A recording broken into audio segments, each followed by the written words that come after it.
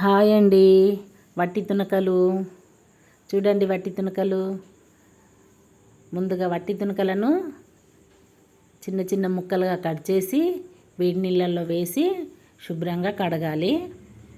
ఇందులోకి ఒక పెద్ద సైజు ఉల్లిపాయ, కొత్తిమీర, పావు కేజీ టమాటా తీసుకున్నానండి. నేను 5-6 పచ్చిమిర్చీలు స్టవ్ పై బాణీ పెట్టేసి 4 స్పూన్ ఆయిల్ వేసేసి ఆయిల్ వేడెక్కాక ముందుగా కట్ చేసుకున్న ఉల్లిపాయ ముక్కల్ని వేసేయాలి.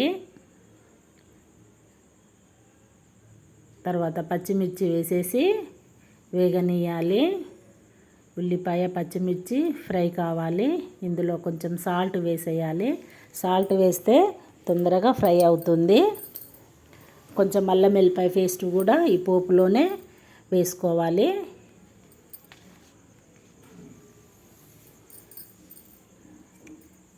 వట్టి తునకలు మాకు ఆషాఢ మాసంలో మా ఏరియాలో మేకలు కోసారండి. ఎక్కువగా అప్పుడు మటన్ వస్తే మటన్ తీసుకొని అందులోంచి వెళ్ళి కొంచెం మటను ఆరబెట్టానండి. కొంచెం పసుపు రాసి ఆరబెట్టాను. చూడండి, టమాటా వేసేయాలి. టమాటా మగ్గినాక ఇందులో కొంచెం అల్లం వెల్లిపాయ మనం ముందు వేసాము, కొంచెం వేసేయాలి. కొంచెం అల్లం వెల్లిపాయ పేస్ట్ వేసేసి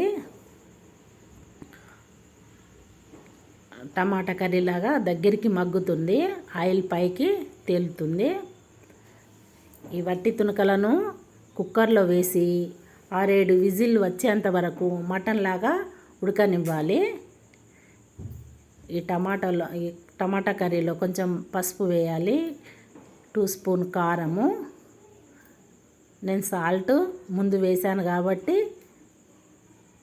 ఇప్పుడు సరిపోతుంది. వట్టి తునకల్ని మనం విజిల్ పెట్టేసినాం కదా, విజిల్ పెట్టి ఉడకబెట్టాం కదా కుక్కర్లో. చూడండి, ఇందులో వేసేసాము. అలా అవుతుంది. చాలా బాగుంటుందండి, రుచిగా ఉంటుంది. రైస్లోకి చాలా బాగుంటుంది. చూడండి, వట్టి తునకల కర్రీ బాగుంటుందండి.